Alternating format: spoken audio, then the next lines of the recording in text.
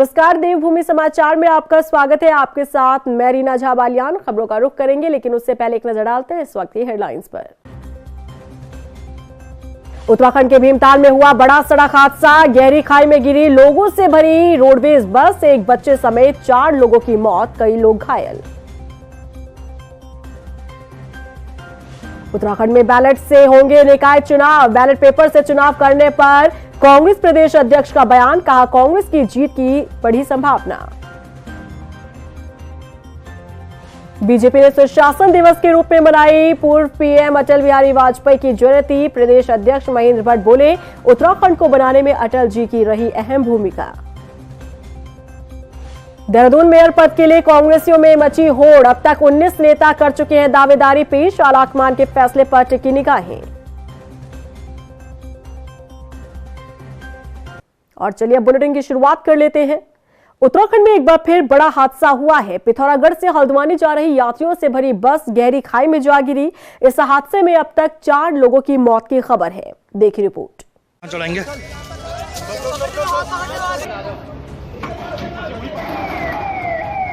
उत्तराखंड में एक बार फिर से उस वक्त चीख पुकार मच गई जब एक बार फिर से एक रोडवेज बस पहाड़ों में हादसे का शिकार हो गई।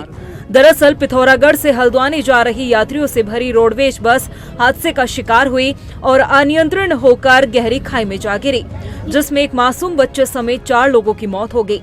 मृतकों में 2 महिलाएं, एक पुरुष और एक बच्चा शामिल है, जबकि कुछ लोग गंभीर रूप से घायल बताए जा रहे हैं, जिनका अस्पताल में इलाज चल रहा है।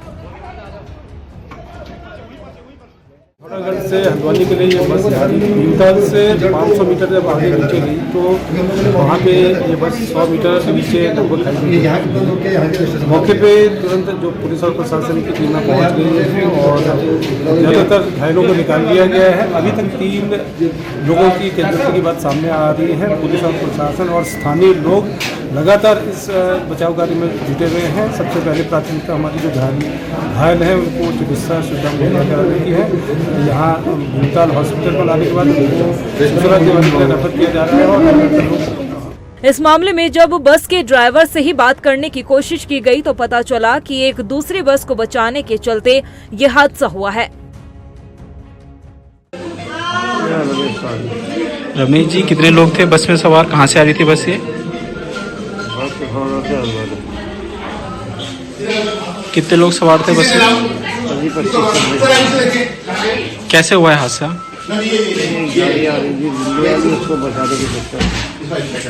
हालांकि हादसे की ठोस वजह सामने नहीं आई है। मामले में जांच की जा रही है, लेकिन एक बार फिर से सड़क सुरक्षा को लेकर सवाल खड़े हो चुके हैं, क्योंकि अल्मोड़ा बस हादसे को अभी 2 महीने भी नहीं बीते थे कि एक बार फिर से उसी तरह के हादसे ने सबको दहशत में डाल दिया है। अब देखना ये होगा कि इस हादसे की असल वजह क्या निकलकर सामने आती है और पहाड़ों में सड़क सुरक्षा को लेकर क्या कुछ ठोस कदम उठाए जाते हैं। निकाय चुनाव की तारीखों के ऐलान के साथ ही सियासी दलों ने अपनी तैयारी भी तेज कर दी है। एक तरफ जहां प्रत्याशियों के चयन को लेकर मंथन जारी है, तो वहीं अपनी जीत का दावा भी राजनीतिक पार्टियां करती दिख रही है। बैलेट से निकाय चुनाव होने के कारण कांग्रेस अपनी जीत को लेकर आश्वस्त नजर आ रही है।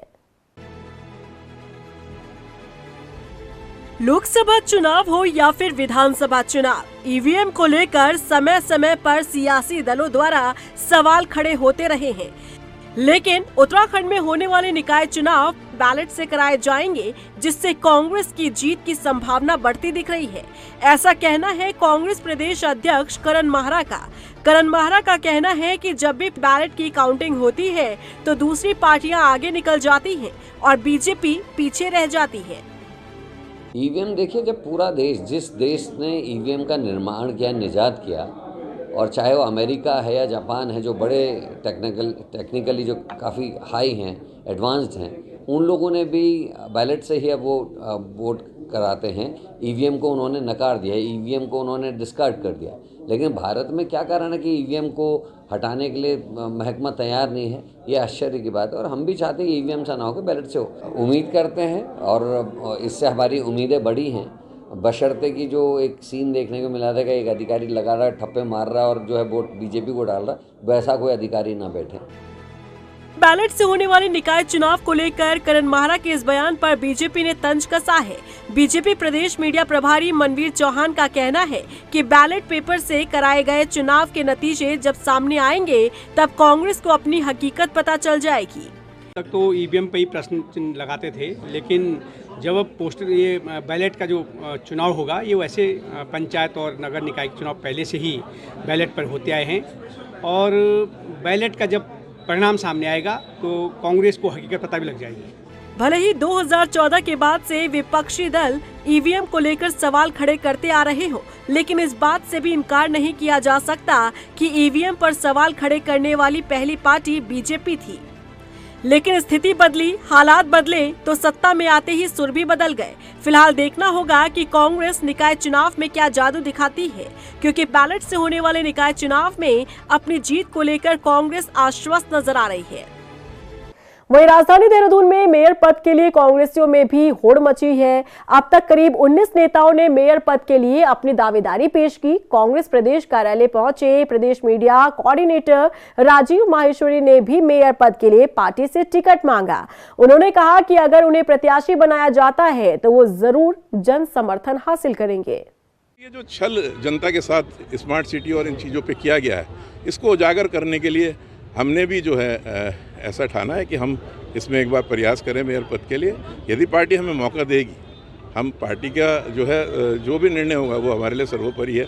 यदि पार्टी हमें इसका जो है एक तरीके से अवसर प्रदान करेगी तो हम पूरी तरीके से, क्योंकि हमारे पास एक रोड मैप भी है, हम इस शहर की जो दुर्दशा है, जो निवर्तमान बोर्ड ने जो यहाँ पर जो हमारे जो उच्च अधिकारी थे या जो भी वहाँ पर उच्च पदों पर बैठे थे, उन लोगों ने जो दुर्दशा करी उसको हम सुधारने का पूरा प्रयास करेंगे। वहीं निकाय चुनाव के चलते आचार संहिता का पालन भी कराया जा रहा है। देहरादून में नगर निगम द्वारा शहर भर में लगे राजनीतिक पार्टियों के बैनर और पोस्टर हटाने का काम किया जा रहा है। नगर आयुक्त ने बताया कि आचार संहिता लगते ही शहर में बैनर हटाने की प्रक्रिया शुरू हो चुकी है और जल्द ही सभी बैनर और पोस्टर्स को हटा लिया जाएगा। ऑलरेडी होर्डिंग्स उतारने की और जो हमारे सब इस प्रकार के प्रचार की सामग्री है उसको हटाने की कार्रवाई शुरू की जा चुकी है। कल शाम से ही आचार संहिता के लगने के साथ ही जैसे ही घोषणा हुई उसी के साथ में हमारी टीमें एक्टिव हो चुकी हैं और आज भी इस कार्रवाई को लगातार नगर निगम क्षेत्र अंतर्गत किया जा रहा है विभिन्न टीमों के द्वारा। साथ ही साथ आदर्श आचार संहिता के अब लागू होने के साथ ही साथ जो हमारी विभिन्न नोडल ऑफिसर्स हैं निगम उसके भी निगम के भी जो कर्मचारी इसमें लगे हैं एज नोडल ऑफिसर्स, वो भी एक्टिव मोड में आ गए हैं। तो सारी तैयारियां पूरी तरह से चल रही हैं। उधर रुड़की के पिरान कलियर विधानसभा में पड़ने वाली 4 नगर पंचायतों में अध्यक्ष पद के लिए कई कांग्रेस नेता दावेदारी कर चुके हैं। क्षेत्र के विधायक हाजी फुरकान अहमद ने बताया कि अब तक कई नेता दावेदारी के लिए आवेदन दे चुके हैं। उन्होंने कहा कि पार्टी सोच समझकर प्रत्याशियों का चयन करेगी।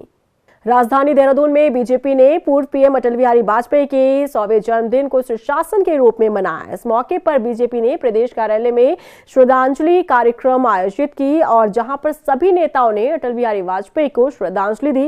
इस मौके पर बीजेपी प्रदेश अध्यक्ष महेंद्र भट्ट ने कहा कि उत्तराखंड राज्य को बनाने के लिए पूर्व पीएम अटल बिहारी वाजपेयी की अहम भूमिका रही है।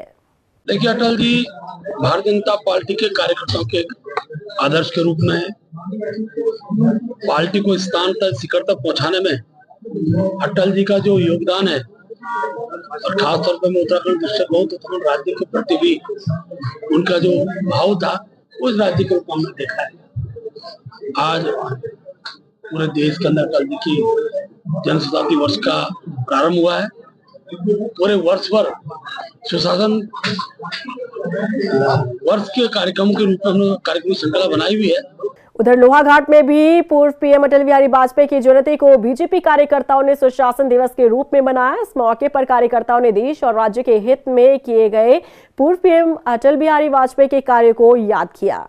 100वीं जयंती होने के कारण कई कार्यक्रम इस अवसर पर आयोजित किए जा रहे हैं। वैसे अटल जी के बारे में सबको विदित ही है। अटल जी 3 बार प्रधानमंत्री रहे भारत के और पूरे जीवन भर विपक्ष के नेता रहे। विपक्ष के नेता के रूप में भी उन्होंने अपनी अमिट छाप छोड़ी और भारत को एक नए युग की शुरुआत में अटल जी अपने कार्यकाल में ले गए।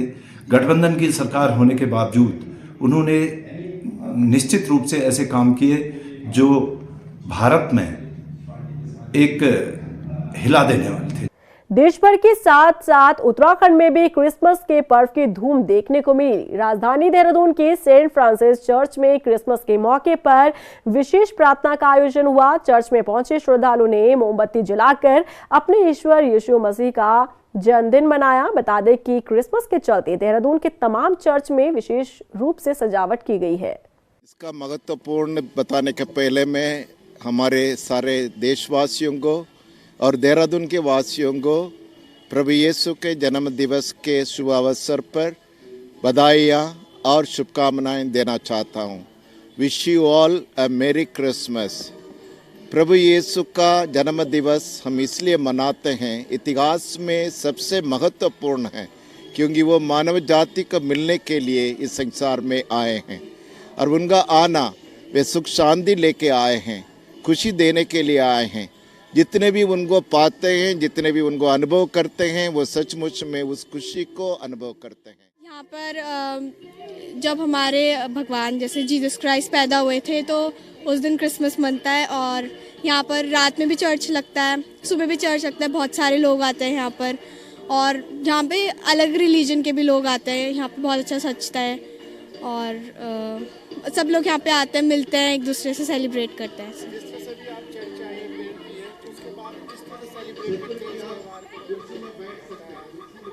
हम लोग एक दूसरे से मिलते हैं, एक दूसरे के घर जाते हैं और सब लोग साथ में डिनर करते हैं।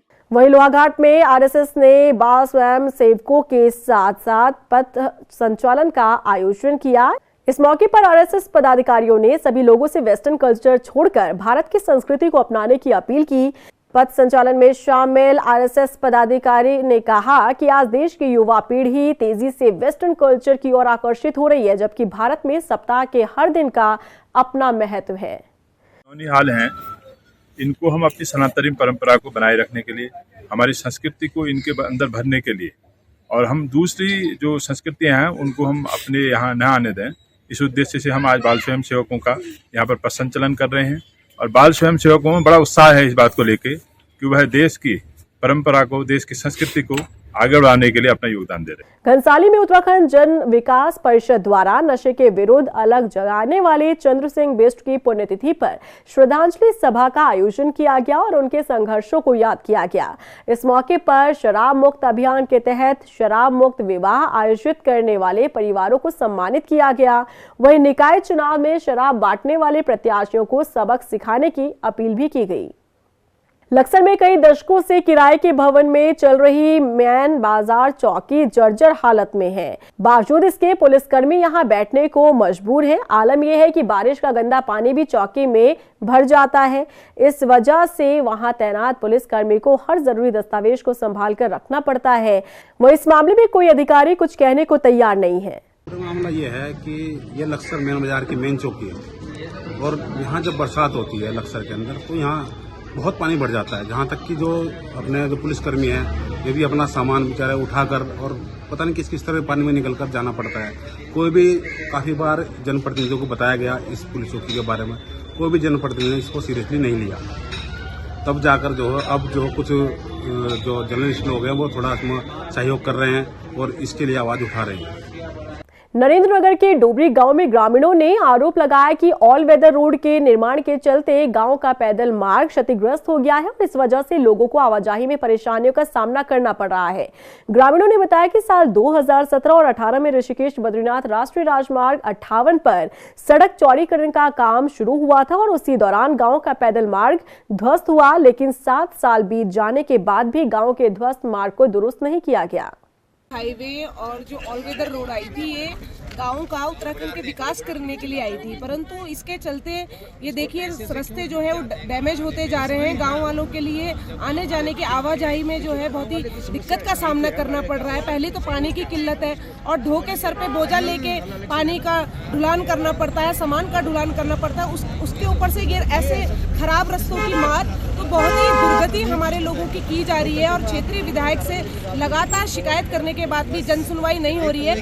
चाहती हूँ कि हमारे गांव गांव का जो रास्ता है वो सही ढंग से ठीक हो जाए, और जो बुजुर्ग लोग, हम तो माने सपोर्ट के चले जाते हैं इस रास्ते से पानी लेकर, लेकिन जो 80-85 साल के बुजुर्ग लोग हैं वो नहीं चल पाती है इस रास्ते से, उन्हें बहुत दिक्कत होती है। उनके हाथ में 5 लीटर का एक डिब्बा रहता है, वो हैंडपंप से पानी लेकर आती है, उनको बहुत परेशानी होती है। और इसी के साथ फिलहाल इस बुलेटिन में बस इतना ही, लेकिन चलते चलते एक नजर डालते हैं इस वक्त की हेडलाइंस पर। उत्तराखंड के भीमताल में हुआ बड़ा सड़क हादसा, गहरी खाई में गिरी लोगों से भरी रोडवेज बस, एक बच्चे समेत 4 लोगों की मौत, कई लोग घायल। उत्तराखंड में बैलेट से होंगे निकाय चुनाव, बैलेट पेपर से चुनाव करने पर कांग्रेस प्रदेश अध्यक्ष का बयान, कहा कांग्रेस की जीत की बड़ी संभावना।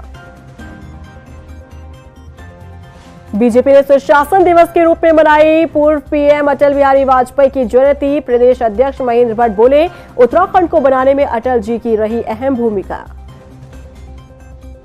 देहरादून मेयर पद के लिए कांग्रेसियों में मची होड़, अब तक 19 नेता कर चुके हैं दावेदारी पेश, आला कमान के फैसले पर टिकी निगाहें।